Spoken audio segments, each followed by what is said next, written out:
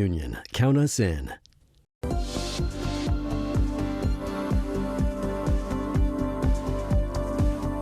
Destination space coverage tonight. I'm Asher Wildman. We want to welcome in our viewers from across Spectrum networks for the launch of Axiom 2's all-private crew of astronauts. The rocket is sitting ready at pad 39A. That's over at the Kennedy Space Center. Now we want to head on out to our space experts, both Will Robinson-Smith and Greg Pallone, who are going to take us down to the final countdown tonight. Greetings from the Kennedy Space Center for Will and Greg. Hope everyone is doing well. Things are going well here for the countdown as we are looking for at a 5:37 p.m. launch from the Kennedy Space Center pad 39A, the Axiom 2, the second private mission with private astronauts on board, heading to the International Space Station on a SpaceX Crew Dragon. That Dragon right now with those 4 astronauts sitting atop the Falcon 9 at pad 39A. Things looking good. We do have a small little thing. They're looking at an anvil cloud out as far as the weather forecast. Yeah, the 45th Weather Squadron, the team that monitors launch weather around the Florida launch pads, is tracking that anvil cloud. They say it needs to remain at least 3 nautical miles away to not be an issue, so that's something that they're watching. The other thing, there was a leak that they detected on the attitude control system that allows maneuverability. That was detected about an hour or so ago. Teams are still tracking that, and they said that they're going to continue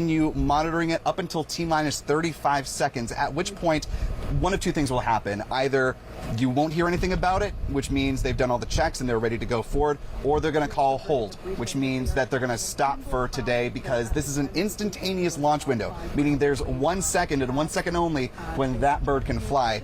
And yeah, we're all hoping that it moves forward. One and done. We are hoping it moves forward and takes flight, certainly. And again, the crew, 4-member crew led by former NASA astronaut Peggy Whitson, a veteran of spaceflight. And we have 3 rookies on this flight. And this indeed, Will, is a very international mission heading to the International Space Station. It is, and if we can pull up the live feed for SpaceX, if we can see the Crew Dragon Freedom. In fact, we heard from Commander Peggy Whitson just a moment ago some of her final words before liftoff, saying, "Let freedom fly," a final send-off for this crew that is, as Greg, you mentioned, an international partnership. We got 2 Americans on board, but also 2 astronauts from Saudi Arabia, including the first female astronaut from the Kingdom of Saudi Arabia. Yeah, truly an historic launch on this second private crew mission to the International Space Station. They're going to be busy 1 day up and 1 day back as far as traveling to and from the ISS. But while they're there for that 8 days, they'll be conducting about 20 research experiments. So certainly they're going to be busy. A lot of work to be done on the orbiting outpost in that unique microgravity environment up there at the ISS. One other thing we need to note for those who might be watching or watching the launch here on the Space Coast, the Falcon 9 first stage booster is going to be coming back to landing zone 1 about 8 minutes or so after liftoff. And what does that mean, Will? Well, that means we're going to be hearing a sonic boom, especially with all these clouds around. It should be fairly loud. So just be ready for that. If you're not paying attention, or if you have some family in the area, you want to make them aware of that in just about 15 or so minutes. They may feel a little bit of a rattle. Not to worry. This is all part of the process. And in fact, SpaceX says this is an increased performance on their workhorse, the Falcon 9 rocket, allowing them to land back here on land as opposed to out on a drone ship in the Atlantic Ocean. Not only saves them money, it is a safety increase because you don't have the team that's monitoring the drone ship that has to ferry that then back into Port Canaveral here in Florida, but also increases the turnaround time because SpaceX reuses these Falcon 9 rockets again and again. Right now, up to 15 flights. In fact, Greg, they're working toward certifying their Starlink missions up to 20 flights. So these guys are going to see a lot of work on them in the future. And really, it's an effort to try to get us toward more of an airplane, airport type system, but with rockets. Good thing these rockets aren't heading to the used car lot. They're just being reused and reused again. And this actual booster setting some history too, being the first time it's flown on a crewed mission. So that is also a big milestone as well. Again, the countdown has been really smooth so far. They did just have have a little bit of talk of that leak, but we haven't heard any more about that.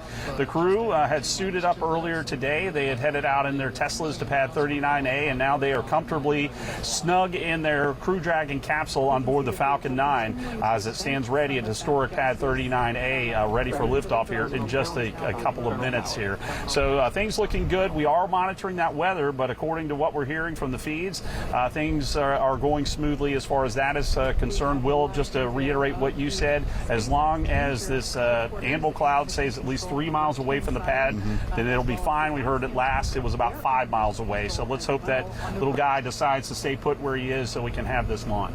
Yeah, and one of the important things about this is, you know, as you mentioned earlier, this is a part of the path toward Axiom having its own private space station that will start as modules attached to the ISS. The first one's set to launch in 2025. The two others will attach to it in the successive years. Then it will separate, become its own self-sustaining space station, and prepare the way for the ISS to retire. It'll be deorbited, and it's making the way for a series of commercial space stations, Axiom just being one of many, trying to create the commercialization of the low Earth orbit economy. Yeah, NASA's kind of left that to the commercial companies, and they are definitely budding as they continue to grow and then to build towards the privatization of these space stations. All right, we're going to let the SpaceX team in Hawthorne, California take over right now as we are awaiting the launch of the Axiom 2 mission on a SpaceX Falcon 9. The crew ready to go on the second private mission to the International Space Station. Let's listen in. We're coming up on 1 minute where the flight computers will take over the sequence. Let's listen in to the launch of Falcon 9 with Dragon and the Axiom 2 crew.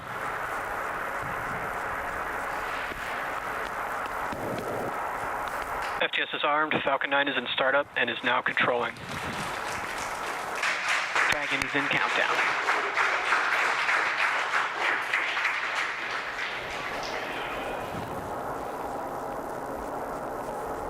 Dragon, SpaceX, go for launch.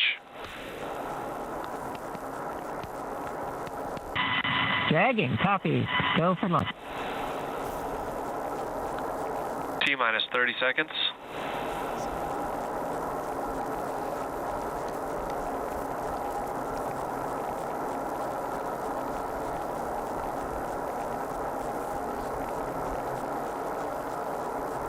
T-minus 15. T-minus 10, 9, 8, 7, 6, 5, 4, 3, 2, 1. Engines full power. And liftoff, Falcon 9. Go Axiom. It's 1 Alpha. Copy, 1 Alpha. Together we expand what is possible in low Earth orbit. Ad Astra and Godspeed AX2.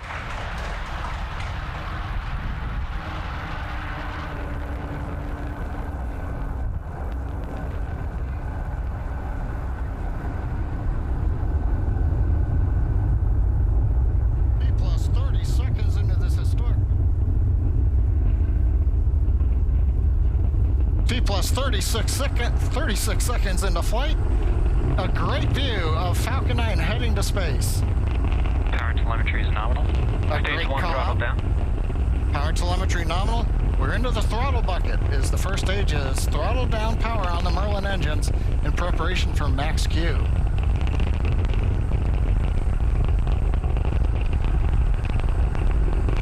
Falcon 9 is supersonic. Faster than the speed of sound as we're getting great views from the first stage camera looking back at Kennedy Space Center Complex 39A. Stage 1 throttle up. Max Q. We're out of the throttle bucket. Stage 1 Bravo. Copy, 1 Bravo. We're at full power and that call out 1 Bravo, that's another one of those abort modes. As we get higher and faster, the logic for Dragon, should a contingency occur, changes from stage to stage. Impact chill is underway.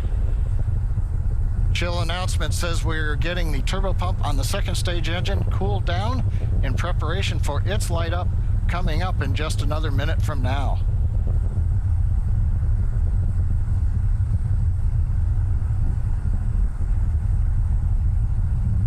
Again, great views looking back, and you can see the contrail as we left 39A in the shadow of the contrail against the cloud deck around Florida. And we're coming up 3 big sequences and a view live of the crew inside Dragon. They're getting ready. We're going to get 3 events here. Main engine cutoff, stage separation, and then we're going to light the second stage engine. We've heard the throttle down in preparation for stage separation.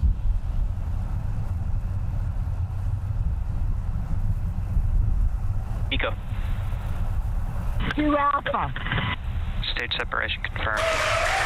Copy, 2 Alpha. And back ignition.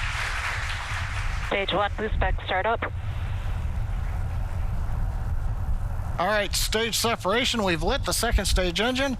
The first stage is into the boost back burn, working its way back towards Cape Canaveral. Views on the left side, that's the first stage. Engines running as we come back to the launch site or the landing site. Second stage engine nozzle is visible on the right side as we're powering the Axiom 2 crew into low Earth orbit on the way to the International Space Station.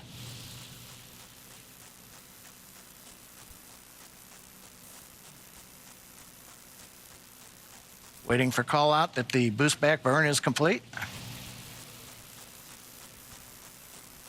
Stage 1, boost back shutdown. Right on time. First stage completed the first of 3 burns heading back to the landing site. Second stage continuing on power and on trajectory. Acquisition signal, Bermuda. We head northeast, the Bermuda ground station. Dragon, SpaceX, trajectory nominal.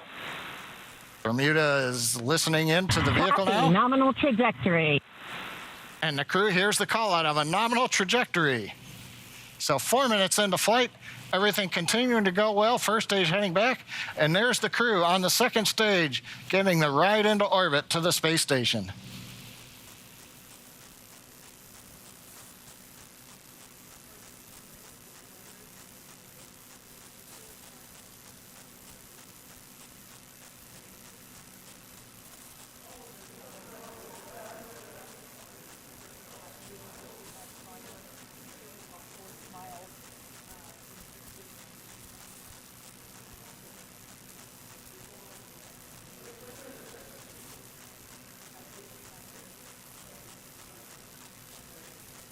Coming up, we're waiting for the next trajectory call out from the guidance officer. Dragon, SpaceX, trajectory nominal. Love to hear those words. A nominal trajectory for Dragon. Copy. Nominal trajectory. And maybe even a little bit of excitement in the crew's voice. Commander Peggy Whitson calling back down, hearing that call out from GNC of a nominal trajectory. Left side of the screen, you can see the first stage. It's now There you have it, the launch of a Falcon 9 from Pad 39A, the Axiom 2 private crewed mission on its way to the International Space Station. We knew that there would be some of the clouds in the area, it would be a loud launch, and it was indeed. Oh, we felt the rumble, and it was exciting.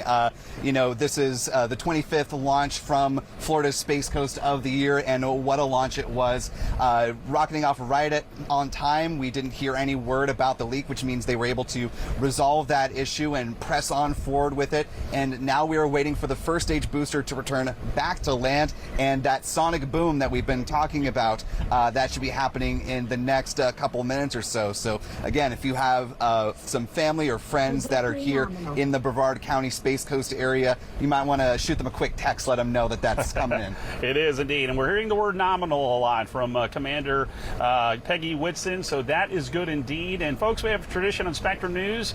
We love to watch rocket launches. We love to show the rocket launch, but we also like to see replays of rocket launch. Here's what it looked like at exactly 5:37 p.m. Stage 1, entry burn. 3, 2, 1. Engines full power. And liftoff, Falcon 9. Go Axiom. Stage 1 Alpha. Copy, 1 Alpha. Together we expand what is possible in low Earth orbit. Ad Astra and Godspeed Stage 1, AX-2.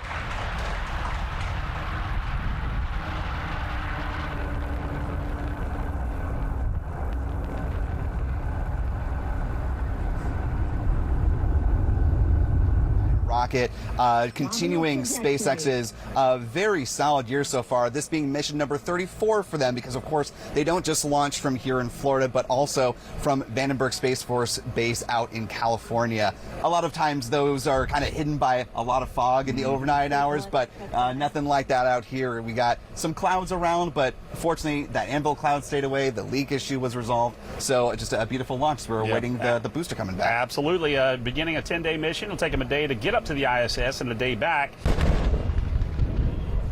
And right on cue, there's your sonic boom. we warned you it was going to be mighty, and boy howdy. Wow, that was something else right there. The car alarms are going. Let's watch the booster landing. There you Stage 1 landing confirmed. You can see that first stage has landed back at LZ1.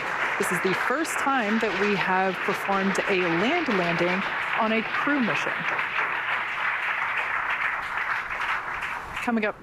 Coming up next will be...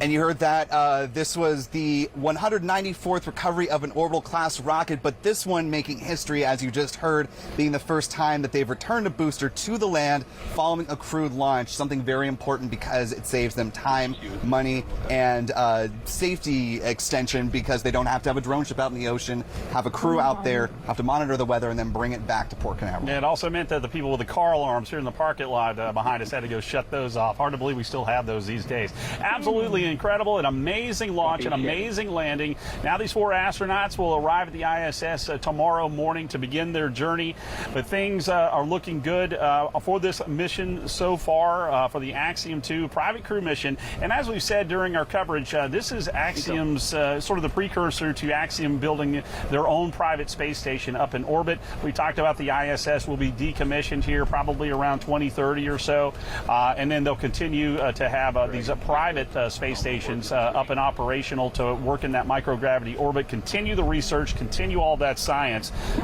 So again, that is the advantage of being in low Earth orbit, and why scientists and researchers love to be able to have their experiments and different work up there at the ISS. The crew will be busy for their 8 days performing their own research. So again, everything looking good as the crew, it's showing some wonderful shots of the crew as they're making their journey to the ISS. Yeah, I want to go ahead, if we can take the picture full screen, if you will, inside the SpaceX Crew Dragon Freedom. Want to draw your attention to one of the items at the top right-hand corner of your screen. You see one of the mission specialists batting around something, a little black shape. That is what we call the zero-G indicator. Basically, it's some kind of plush that's inside spacecraft that lets the astronauts inside know that they've reached low gravity, microgravity environment. The one for this time around is a plush bear from Build-A-Bear Workshop wearing one of the Axiom spacesuits, actually, because Axiom not only flying private astronaut missions to the space station, not only working on their own private space station that's going to be launching its first module in 2025, they're also designing the spacesuits that are going to be worn by the astronauts on the moon, starting with the Artemis 3 mission. So they've got a lot of involvement here, you know, not just in Florida, but all over the space industry and a lot of big projects. Yeah, and jealous of that bear. He's hitting ahead to space. That's something that would be nice to do. All right, we had a successful launch, but we also have a successful landing. This is what it looked and sounded like about 8 minutes after liftoff. Standing by to... Stage 1 landing leg deploy.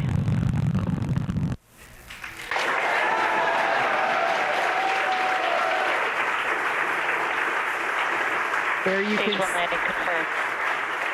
You can see that first stage has landed back at LZ1.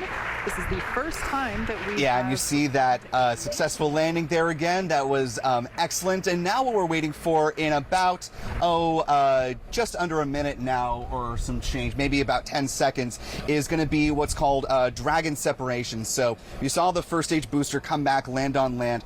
The Falcon 9 is a 2-stage rocket. So the second stage that's been propelling the Crew Dragon spacecraft, that will separate from the Dragon Dragon, and the Dragon's going to be free flying as it rockets toward the International Space Station, going at a blistering 17,500 miles per hour, needed to catch up to the orbiting outpost so they can start some very exciting science outreach, tech demonstrations. Docking is expected tomorrow morning at about 9:30 a.m. Eastern time. Yeah, the crew, they're going to try to get some sleep overnight. Going to be tough. I'm sure they're very, very excited. As Will mentioned, we're awaiting the second stage to separate from the crew capsule, heading at a blistering 17,000 miles an hour in orbit. And there we have the separation right now. And the crew is on its way to the ISS for this 8-day mission. Absolutely incredible. An amazing launch, amazing landing. And there you have the separation as the Crew Dragon with those 4 astronauts on its way as this mission is looking good so far. We're going to follow along with the Axiom-2 mission and this second private crew mission to the International Space Station. And of course, we'll see how they do, and excited for their mission and excited for them to return to Earth as well. We're going to send it back to you, Asher. All right, thank you, gentlemen. What a picturesque day out there in the Space Coast, and once again, more history being made on the Space Coast with today's launch. We want to thank you all for tuning in for our special coverage of this mission. We will now return you to your local news and headlines across your state. Don't forget, if you would like to get up-to-date information on any of our launches here on the Space Coast, you can log on to your Spectrum News website and get that information and launch details. Have a good rest of your evening. Happy Sunday, everybody.